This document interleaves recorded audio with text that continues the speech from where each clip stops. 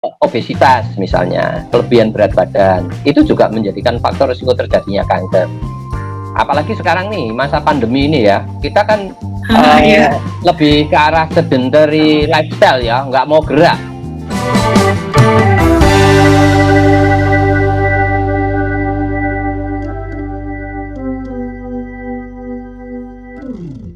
Perkenalkan, saya Paran Bagionoto ya, saya seorang dokter bedah umum. Saya lulus di Fakultas Kedokteran Gadjah Mada tahun 90 ya. Saya angkatan tahun 1984. Nah, jadi dok, kalau untuk kasus kanker seperti ini menurut dokter ya, apakah dipengaruhi oleh lifestyle? Ya, betul ya. Sebetulnya kanker itu kan proses terjadinya kan namanya onkogen atau gen yang menyebabkan kanker, namanya onkogen. Ya, onkogen ini sama dengan gen biasa, di mana yang namanya proto-onkogen ini kan didesain, gen yang didesain oleh tubuh manusia untuk membentuk protein tertentu untuk sel itu membelah. Kalau dia tidak mengikuti perintah ya, lepas dari kontrol buat protein tertentu dan membelah pada saatnya dan berhenti pada saatnya, yang disebut kematian, program kematian sel atau apoptosis ya kalau dalam bahasa medis. Bahwa sesudah membelah sekian kamu harus mati, itu sudah ada programnya. Nah, program ini kalau nggak jalan, dia membelah terus. Nah, kalau membelah terus, itulah yang namanya onkogen, bukan proto-onkogen ya. Proto-onkogen itu yang normal, sesuai program. Kalau tidak sesuai program, dia namanya onkogen.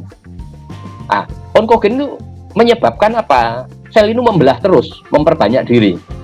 Tetapi ada remnya juga yang namanya tumor suppressor gen yang ada di dalam tubuh manusia. Ibaratnya saya jelaskan, yang namanya kanker itu terjadi kalau dia akan ngeblong kalau gasnya ditekan, itu onkogennya kerja terus ya, dominan, sedangkan remnya tumor suppressor gennya itu seperti rem, dia tidak ngerem, maka mobil itu ngeblong. Nah, waktu mobil ngeblong itulah terjadi kanker. Nah, yang namanya onkogen dan dan tumor suppressor gen, faktor gas dan faktor rem tadi ini berubah, yang namanya mutasi. Ya, mutasi gen jadi. Tetapi perubahan mutasi gen. Kalau yang tumor suppressor gen faktor remnya itu mutasinya kebanyakan diturunkan, ada sedikit yang dalam perjalanan hidup dia berubah mutasi ya. Tetapi yang namanya onkogen ini, sel penyebab kanker ini, justru dominannya atau kebanyakan dia berubah atau mutasi itu dalam perjalanan hidup kita, tidak diturunkan. Artinya apa? Bahwa lifestyle tertentu itu yang menyebabkan terjadinya mutasi gen yang namanya onkogen ini. Ini dalam perjalanan hidup kita. Jadi kita nggak ada keturunan kanker, kita ada berubah, proto-onkogennya berubah jadi onkogen karena lifestyle. Ya. Jadi selain yang namanya kanker itu genetic disease, tapi sangat dipengaruhi oleh lifestyle atau lingkungan ya, kira-kira gitu. Itu proses terjadinya kanker ya. Ada faktor gas dan faktor rem. Faktor gasnya itu adalah onkogen atau gen penyebab kanker, dengan tumor suppressor gen ini yang ngerem. Kalau dua-duanya ada, ini juga kerja, ya dia stagnan ya. Tetapi kalau ininya onkogennya kerja terus, dominan, ininya nggak ada, tumor suppressor gennya berubah, mutasi, tidak mengerjakan tugasnya, maka terjadi kanker dalam tubuh orang itu. Iya. Jadi sebetulnya memang semua orang itu berpotensi dapat terkena kanker ya dok ya. Dapat terkena kanker, betul, tergantung dipengaruhi oleh lifestyle-nya dia sendiri gitu kan dok ya. Nah kalau misalkan kita lihat nih dok, justru kanker ini kadang-kadang orang nggak sadar kalau lifestyle dia itu ternyata menuju pada sesuatu bahaya di belakang yang ternyata menimbulkan kanker ini. Sedangkan kalau COVID kan sekarang kita masih bisa nih dok ya, ada COVID nih, kita melakukan 3M ya, kita pakai masker, kita jaga jarak, kita rajin mencuci tangan, ya paling nggak kita awareness-nya sudah ada dan sudah dibangun. Tapi kanker ini, kebanyakan saya lihat orang ya dengan gaya hidup metropolitan, apalagi kita di Jakarta nih kalau kami ya dok ya, kalau dokter di Lampung ya dok ya? Di Lampung sakitnya dok ya. Jadi mungkin dengan gaya hidup ya, dengan lifestyle ini, orang nggak sadar, tiba-tiba pada suatu titik kenalah dia cancer ini. Kalau dilihat dari sini memang lifestyle itu benar-benar merupakan suatu yang perlu kita teliti ya dok ya, dan kita benar-benar mewaspadai dalam hidup.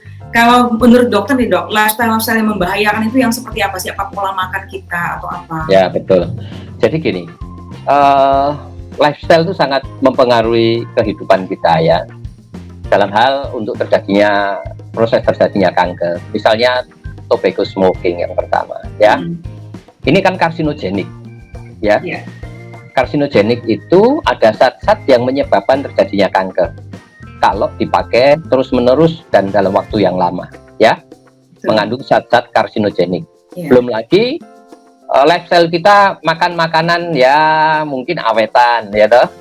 Yang ya mengandung atau yang ada tambahan-tambahan zat-zat yang karsinogenik, itu harus dihindari. Obesitas misalnya, kelebihan berat badan, itu juga menjadikan faktor risiko terjadinya kanker. Apalagi sekarang nih, masa pandemi ini ya, kita kan lebih ke arah sedentary lifestyle ya, nggak mau gerak di rumah. Mager nih dok, mager. Ya betul, ini kan kita masuk dalam abad screen ager ya. Semuanya screen di depannya ya. Entah laptop, entah gadget, semua dari mulai balita sampai orang tua, nenek-nenek aja sudah di hadapannya itu screen. Ini yang kita sebut screen ager. Jadi orang nggak mau bergerak. Sedentary lifestyle ini yang juga membahayakan kita ya. Belum lagi misalnya kita makan obat-obat yang sifatnya karsinogenik ya, seperti alkohol. Alkohol itu termasuk karsinogenik. Radiasi misalnya ya, radiasi juga, infeksi. Kita tahu human papilloma virus ya, menyebabkan kanker serviks ya, TA penis dan sebagainya ya. Dan di balik itu juga ada lifestyle juga tentang untuk free sex ya dok ya. Betul. Aktivitas, kita kurang aktivitas, kurang berolahraga, terus diet, kurang serat ya. Kita tahu bahwa makanan kita berbasiskan vegetable atau sayuran itu sangat sehat ya, sangat sehat. Tapi jarang kalau lifestyle kita jarang makan sayuran ya, kita mengekspos diri untuk terjadinya hal-hal seperti itu.